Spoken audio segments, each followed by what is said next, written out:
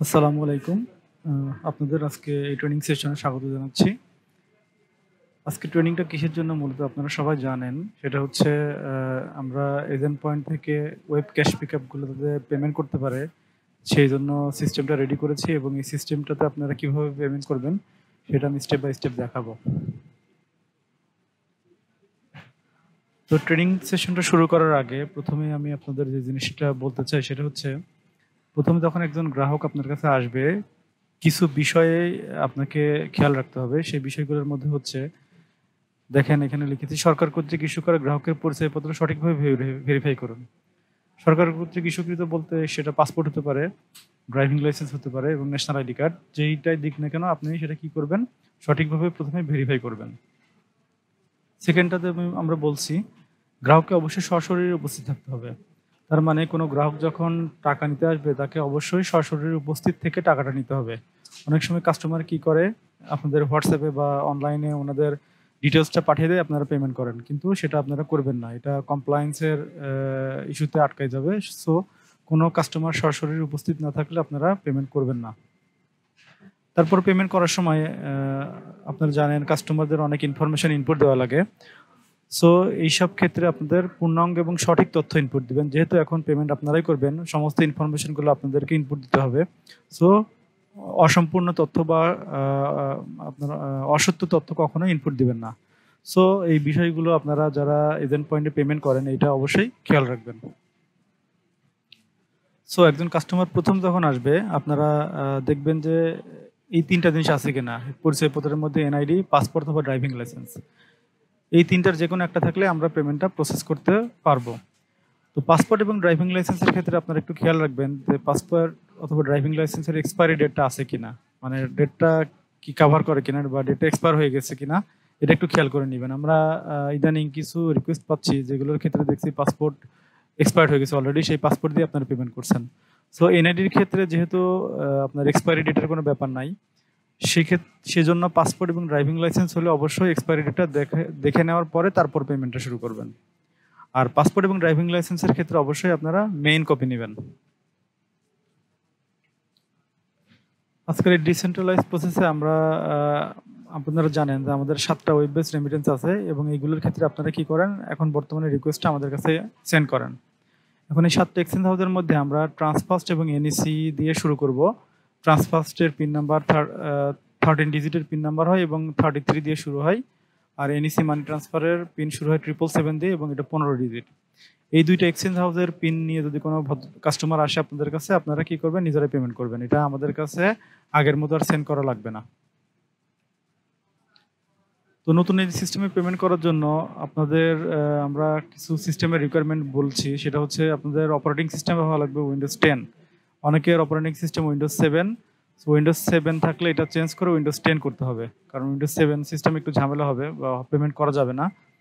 So আপনারা যারা Windows 7 আছেন তারা অতি শীঘ্রই উইন্ডোজ 10 অপারেটিং সিস্টেমটা ইনস্টল করে নেবেন। আর ওয়েব ব্রাউজার হিসেবে আমরা রিকমেন্ড করছি মজিলা ফায়ারফক্স। ক্রোমেও পেমেন্ট করা যাবে, তবে মজিলা ফায়ারফক্সটা আমরা বেশি প্রিফার করি। সো এখন আমি পেমেন্ট সিস্টেমটা দেখাবো। আমি আসলে টেস্ট এনভায়রনমেন্টে এক ডেমো দেখাবো, লাইভ ট্রানজ্যাকশন কিভাবে পেমেন্ট করবেন। আপনাদের বর্তমানে যে লিঙ্ক আছে সেই লিঙ্কেই পেমেন্ট করতে পারবেন। আমরা আপাতত টেস্টিং এর জন্য নতুন একটা লিঙ্ক দিয়েছি, তো এই লিঙ্কটা চেঞ্জ করে বর্তমানে যেটা ইউজ করছেন সেই লিঙ্কেই সবাই পাবেন।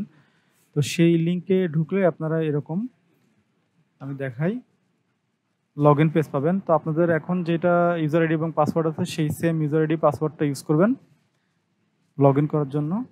আমি লগ ইন করি।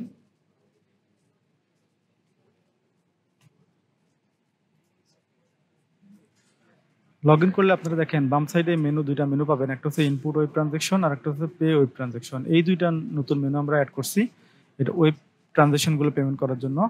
সো যখন কাস্টমার একটা পিন নাম্বার নিয়ে আসবে আপনারা কি করবেন, ফার্স্টে ইনপুট ওয়েব ট্রানজ্যাকশনে যাবেন। এই ইনপুট ওয়েব ট্রানজ্যাকশনে গিয়ে ট্রানজ্যাকশনটা শুরু করবেন। ইতিমধ্যে আমরা কিছু কিছু এজেন্ট পয়েন্টকে ইউজার আইডি পাসওয়ার্ড দিয়েছি, কিন্তু ওনারা একটা ভুল প্রসেসে যাচ্ছে। যেমন ট্রান্সফার্স্টের ইউজার আইডি পাসওয়ার্ড দিয়েছি, ওনারা কি করছে, ট্রান্সফার্স্ট ওয়েবসাইটে ঢুকে আগে পেমেন্টটা করছেন তারপর এখানে আসতেছেন। ওটা হচ্ছে রং প্রসিডিউর। রাইট প্রসিডিউরটা হচ্ছে আপনারা আগে আমাদের রেমিটেন্স সিস্টেমে লগ ইন করবেন। লগ ইন করার পর এইখান থেকে পেমেন্টটা শুরু করবেন। যে ইনপুট ওয়েব ট্রানজাকশনে ক্লিক করবেন। ইনপুট ওয়েব ট্রানজাকশন ক্লিক করার পর দেখেন আইডি টাইপ আপনারা পাবেন। আইডি টাইপ এখানে এনআইডি আছে, পাসপোর্ট আছে, ড্রাইভিং লাইসেন্স আছে। যে যেটা নিয়ে আসবে সেটা আপনারা সিলেক্ট করবেন। পাসপোর্ট সিলেক্ট করলে দেখেন সরাসরি পিনকোড লেখা জায়গা আসে। পাসপোর্ট আর ড্রাইভিং লাইসেন্স সিলেক্ট করলে সরাসরি পিনকোড এবং এক্সচেঞ্জ হাউস সিলেক্ট করার জায়গা আসে, আপনারা সিলেক্ট করবেন। আর এনআইডি সিলেক্ট করলে আরও একটা অপশন আসে এনআইডিটা ভেরিফাই করার জন্য। সো আমি ধরে নিলাম যে একজন কাস্টমার এনআইডি নিয়ে আসছে, তো আপনারা প্রথমে এনআইডিটা সিলেক্ট করবেন। এনআইডি নাম্বারটা এখানে দেবেন। আমার কাছে একটা এনআইডি নাম্বার আছে, আমি নাম্বারটা ইনপুট দেই।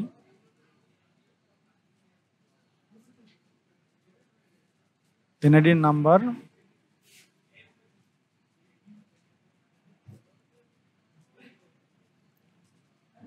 আর জন্ম তারিখটা ইনপুট দিবেন। তাহলে আইডি টাইপ সিলেক্ট করবেন এনআইডি, আর আইডি নাম্বারটা দিবেন, জন্ম তারিখটা দেওয়ার পরে নেক্সট বাটনে ক্লিক করবেন।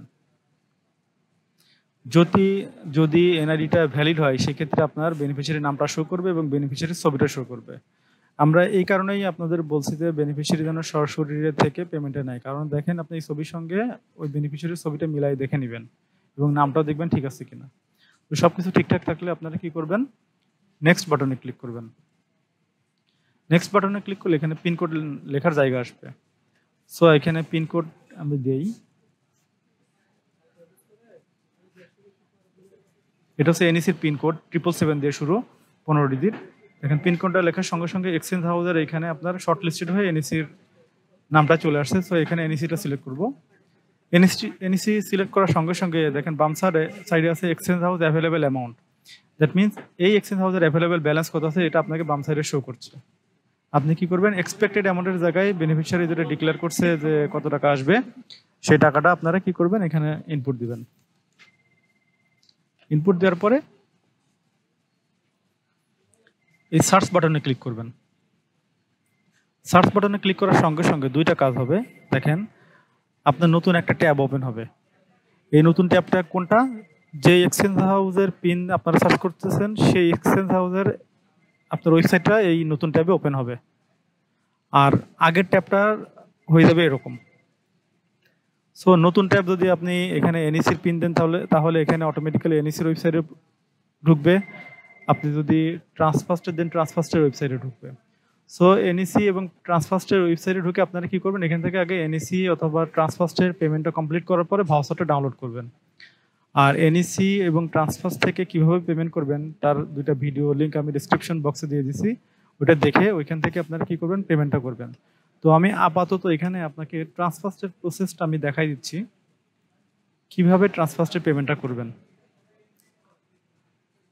ট্রান্সফাস্টের ওই লিঙ্কে সেকেন্ড ট্যাবে যখন ট্রান্সফাস্টে ঢুকবে তখন এরকম লগ ইন, আপনি ইউজার নেম এবং পাসওয়ার্ড পাবেন। ইউজার নেম এবং পাসওয়ার্ড আমরা আপনাদেরকে দিয়ে দিব। এই ইউজার নেম পাসওয়ার্ডটা আপনারা দিয়ে লগ ইন করবেন। লগ ইন করার পরে আপনারা এখানে হচ্ছে একটা ট্রান্সফাস্টের পিন নাম্বার লেখা জায়গা পাবেন। দেখেন পিন নাম্বারটা লিখবেন, লেখার পরে সাবমিট বাটনে ক্লিক করবেন। এখানে পিনকোডটা লিখবেন, পিনকোডটা লেখার পর সাবমিট বাটনে ক্লিক করবেন। সাবমিট বাটনে ক্লিক করার পরে যদি ট্রানজ্যাকশনটা অ্যাভেলেবল হয় তাহলে ডিটেলস ইনফরমেশনটা চলে আসবে। ফার্স্টে যে কাজটা হলো সেটা দেখবেন যে এখানে আনপেইড লেখা আছে কিনা। আনপেইড লেখা থাকলে আপনারা পরবর্তী পেমেন্ট প্রসেসে যাবেন। অনেক সময় পেইড লেখা থাকে, পেইড লেখা থাকলে পেমেন্ট প্রসেসে যাবে না, কারণ এটা আগে পেইড হয়েছে। তো ফার্স্টে দেখবেন যে এটা আনপেইড কিনা। আনপেইড থাকলে তারপর দেখবেন যে ডান সাইডে আছে রিসিভার ডিটেলস আর বাম সাইডে আছে সেন্ডার ডিটেলস। রিসিভার ডিটেলস মানে যিনি টাকাটা নিতে আসছে।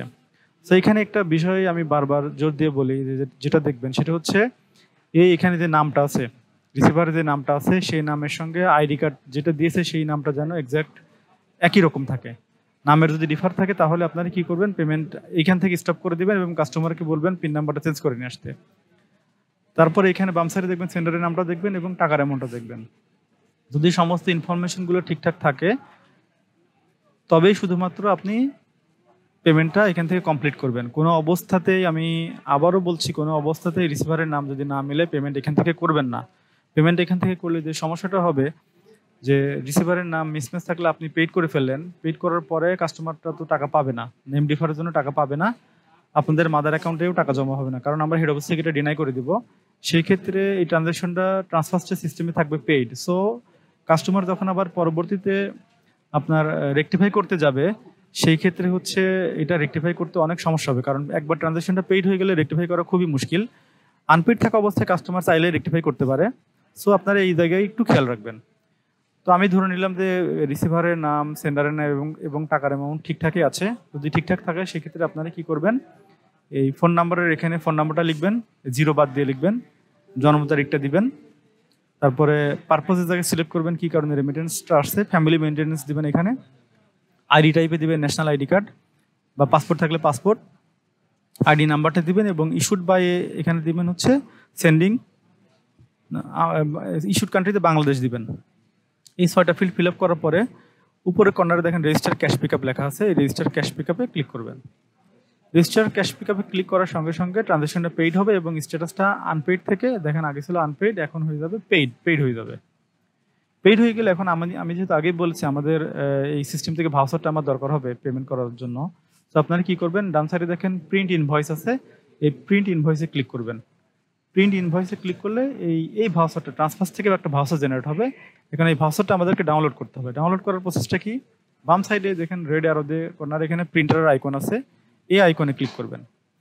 এই আইকনে ক্লিক করলে আপনার একটা প্রিন্টারের অপশন আসবে প্রিন্ট করার।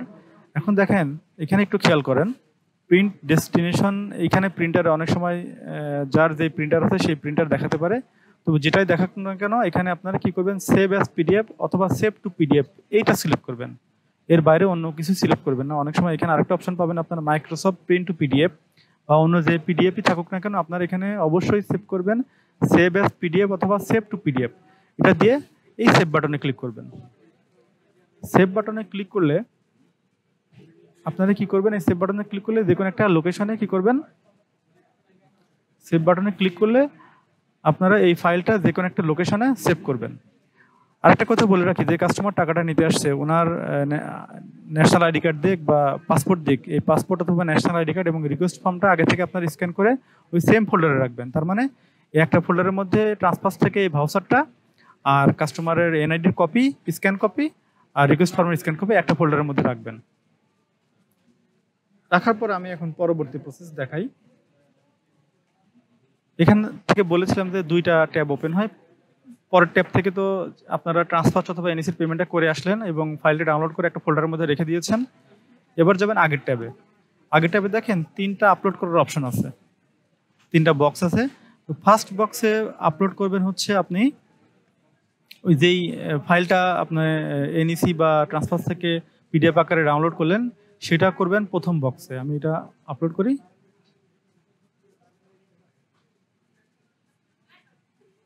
পরের বক্সে আপলোড করবেন হচ্ছে এনআইডি এবং তারপরের বক্সে আপলোড করবেন হচ্ছে রিকোয়েস্ট ফর্ম।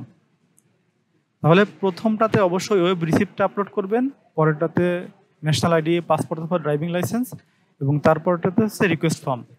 এই 3টা আপলোড করার পরে আর এই স্ক্রিনে 2টা কাজ আছে, সেটা হচ্ছে সেন্ডিং কান্ট্রি হিসেবে যে দেশ থেকে টাকাটা পাঠাইছে সেই দেশটা সিলেক্ট করবেন। এখানে কাস্টমারের মোবাইল নাম্বারটা দিবেন। তাহলে এই স্ক্রিনে 3টা ফাইল আপলোড করার কাজ এবং 2টা ইনফরমেশন ইনপুট দেয়, একটা হচ্ছে sending country, customer mobile number. এই সবগুলো হয়ে গেলে আপনারা কি করবেন, নেক্সট বাটনে ক্লিক করবেন। নেক্সট বাটনে ক্লিক করলে সব ইনফরমেশন এখানে আসবে। আসার পর এখানে একটা বাটন আছে দেখেন, সেন্ড টু হেড অফিস। এটা সেন্ড টু হেড অফিস করে ট্রানজাকশনটা হেড অফিসে পাঠিয়ে দিবেন এবং একটা আপনি মেসেজ পাবেন যে transaction send successfully to head office for authorisation. এখন এই ট্রানজাকশনটা আমরা কি করব, হেড অফিস থেকে অথরাইজ করব। এখন দেখেন এই ট্রানজাকশনটা আপনি তো আমাদের কাছে সেন্ড করছেন, এখন ট্রানজাকশনটার স্ট্যাটাসটা কি এটা জানার জন্য আমাকে যেতে হবে পে ওয়েব ট্রানজাকশনে। প্রথমে ইনপুট দিয়েছিলেন ইনপুট ওয়েব ট্রানজাকশন, এখন যাবেন পে ওয়েব ট্রানজাকশন। এখানে ক্লিক করলে দেখেন এখানে আমি আগে থেকে আরেকটা ট্রানজাকশন ইনিশিয়েট করেছিলাম। এখন 2টা ট্রানজাকশন দেখেন 2টাই কি আছে, আনঅথরাইজড অবস্থায় আছে। আমরা তার মানে এখনো অথরাইজ করি নাই। সো আপনি কিছুক্ষণ পর যদি সার্চ বাটনে ক্লিক করলেন এই স্ট্যাটাসটা দেখতে পারবেন, এটা অথরাইজ হওয়া লাগবে আপনার কাছে। এবং দেখেন এখানে অ্যাকশন বাটনের কাছে এখন ফাঁকা আছে, আমরা অথরাইজ করে দিলে এটা আপনি এখান থেকে প্রিন্ট নিতে পারবেন। আমি এখন ব্যাক এন্ড থেকে অথরাইজ করে দিই।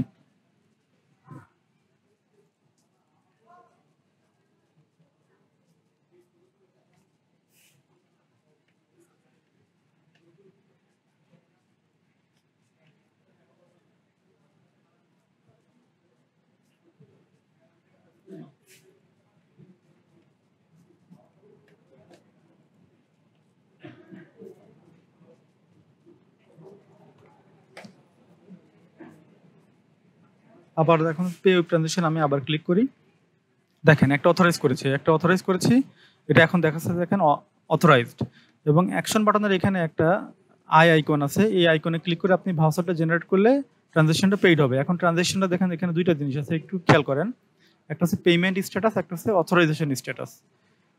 অথরাইজেশন স্ট্যাটাসে এটা আনঅথরাইজ, মানে এটা হচ্ছে আপনি সমস্ত ইনপুট দিয়ে হেড অফিসের কাছে পাঠাইছেন, হেড অফিসের কাছে এখনো পেন্ডিং আছে, অথরাইজ হয় নাই।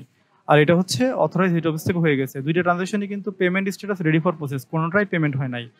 এখন এই অথরাইজেশন যেগুলো হবে সেগুলো আপনি পেমেন্ট করবেন। পেমেন্ট করতে গেলে এই অ্যাকশন বাটনের এখানে ক্লিক করবেন, ক্লিক করার পরে মেক পেমেন্টে ক্লিক করবেন, ওকে দিবেন।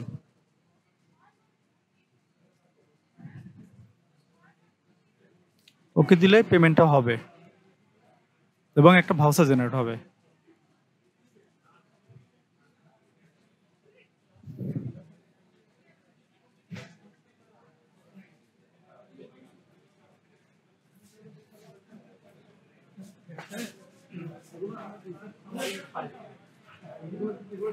এই যে একটা ভাউচার জেনারেট হলো। এখান থেকে কি করবেন, আপনারা ভাউচারটা প্রিন্ট করে কাস্টমারের সিগনেচার নিয়ে টাকাটা দিয়ে দিবেন। এখন দেখেন স্ট্যাটাসটা একটু খেয়াল করেন, পেমেন্ট স্ট্যাটাসে আগে অথরাইজ ছিল এবং এটা ছিল রেডি ফর প্রসেস। এখন দেখেন এটা অথরাইজড এবং পেইড, দ্যাট মিনস এই ট্রানজাকশনটা কমপ্লিট একটা ট্রানজাকশন। সো এভাবে আপনারা কি করবেন, একেবারে প্রথমে ট্রানজাকশন করার জন্য ইনপুট ওয়েব ট্রানজাকশনে গিয়ে সবকিছু ইনপুট দিয়ে হেড অফিসে পাঠাবেন, হেড অফিস থেকে অথরাইজ হলে পে ওয়েব ট্রানজাকশনে গিয়ে এভাবে পেড করে নেবেন। আর নর্মাল হচ্ছে গভর্নমেন্ট ইনসেন্টিভ নেওয়ার প্রসেস আগের মতোই। এখন একটা গুরুত্বপূর্ণ জিনিস দেখায়, এখানে আসলে আপনারা পেমেন্ট স্ট্যাটাস বা অথরাইজেশন স্ট্যাটাস কোনটা দেখে কোনটার মানে কি এটা কিভাবে বুঝবেন, এটা একটা স্লাইডে আমি বানিয়েছি, স্লাইডটা আপনাদেরকে দেখাই।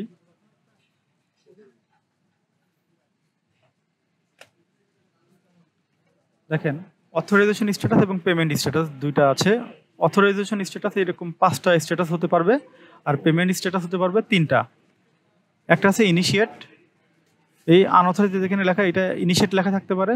একটা হচ্ছে আনঅথরাইজড, অথরাইজড, ডিনাই এবং ক্যান্সেল। ইনিশিয়েট মানে আপনারা অনেক সময় ট্রানজাকশন কি করেন, ট্রানজাকশনটা সেভ করার পরে হেড অফিসের এন্ডে পাঠানোর আগেই ইনপুট ওয়েব ট্রানজাকশনে ক্লিক করে ফেলেন। সো সেই ক্ষেত্রে আপনার ইনিশিয়েট মানে বুঝবেন ট্রানজাকশনটা আপনাদের কাছেই আছে, আপনারা সেভ করছেন, কিন্তু সেটা হেড অফিসে এখনো পাঠানো হয় নাই, এটা আবার হেড অফিসে পাঠানো যাবে। এটার মানে হচ্ছে ইনিশিয়েট ট্রানজাকশন।